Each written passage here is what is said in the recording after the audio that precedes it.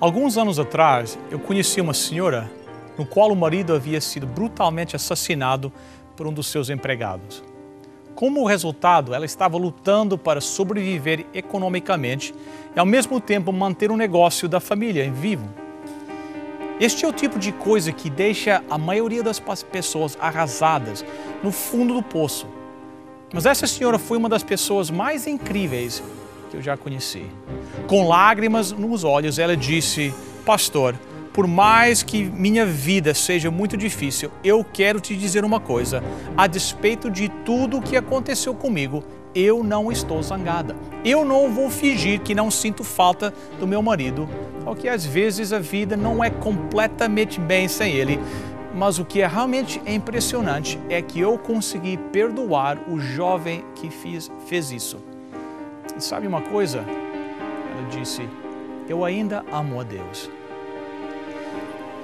Eu posso te assegurar que nem todo mundo lida com a vida dessa forma. Algumas pessoas atacam a Deus ou até desistem dele. Então, o que fez a diferença? Em um mundo de sofrimento extremo, você ainda consegue acreditar em Deus? E fique conosco, porque hoje o meu colega Fernando Iglesias estará se juntando a mim no estúdio para estudarmos uma das perguntas mais difíceis do mundo religioso.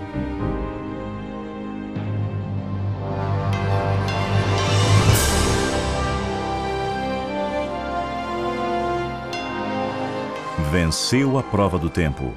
O livro de Deus, a Bíblia. Ainda relevante neste mundo complexo. Está escrito, partilhando mensagens de esperança ao redor do mundo.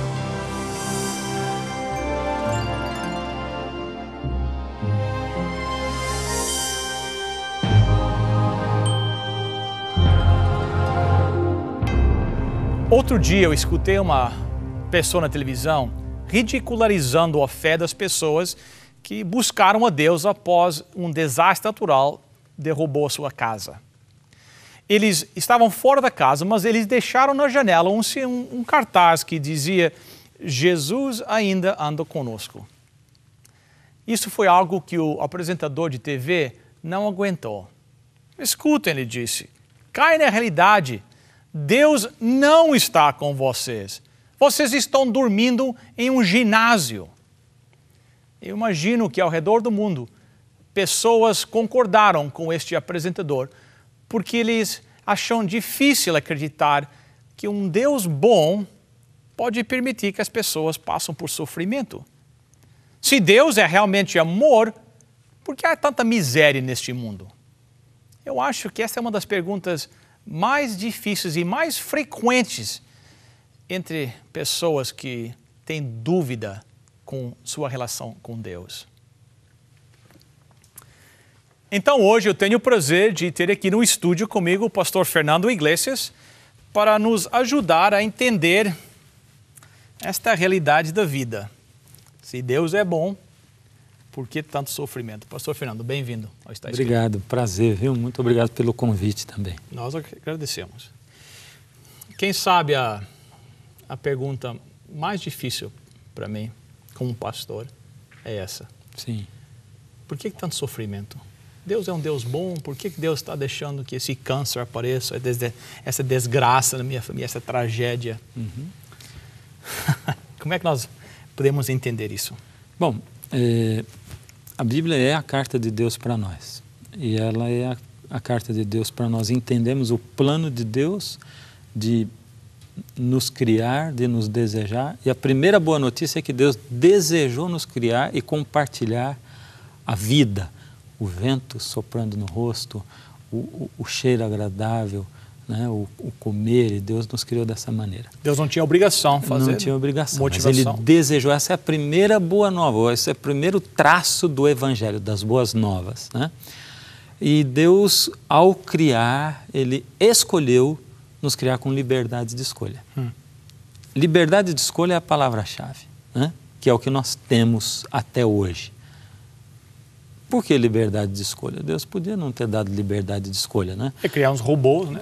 Robôs, ninguém poderia escolher nada e cada um faria exatamente aquilo. Mas você não quer ser casado com um robô ou uma mulher que tomou a poção do amor e que ela não discute nada, ela não troca a ideia, nós não crescemos em nada assim.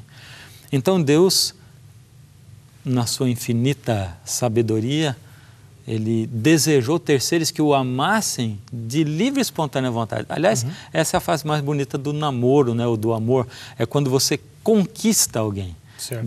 Deus queria conquistar os seus filhos, né? E que eles, como no casamento a gente diz assim, você deseja de livre e espontânea vontade pertencer a ele ou pertencer a ela? Sim, eu desejo, né?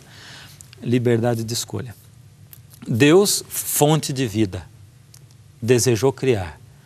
Então, como nós, seres humanos, criamos um liquidificador e aí ligamos na tomada, que é a fonte do liquidificador, para ele funcionar. E aí tem uma historinha do porquinho que queria ter o liquidificador.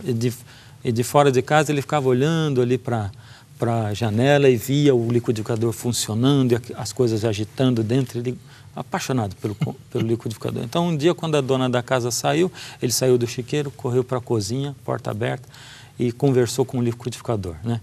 Essa não é verdade, é só uma parábola. Aí o porquinho disse assim, puxa, amigo, vamos passear, você não conhece lá fora, nunca sentiu o vento no seu rosto e tal. E o liquidificador, não, minha dona disse que eu não posso sair daqui, porque se eu desligar da tomada, eu não vou funcionar.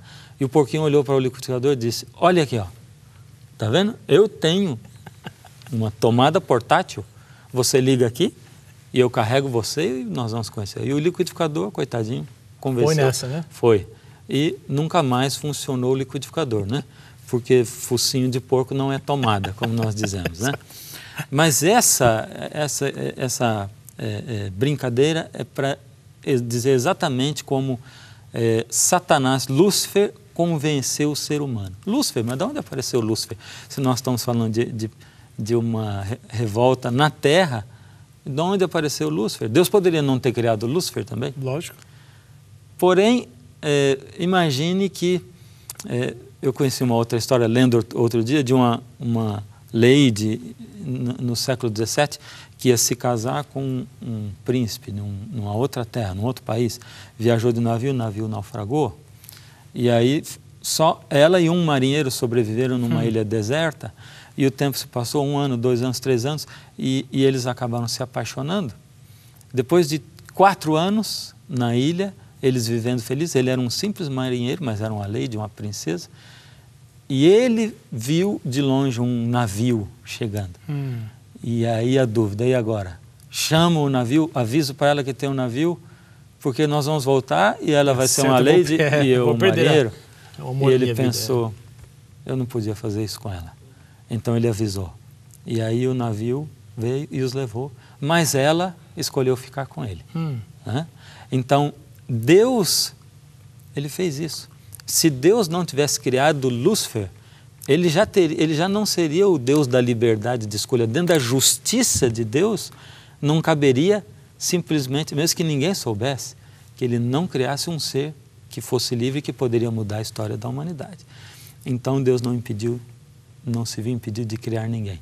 Mas a lei da natureza é estarmos ligados a Deus. Desligou, o pecado entrou. O que nós vemos hoje no mundo é isso. Bom, como eu estou dizendo isso?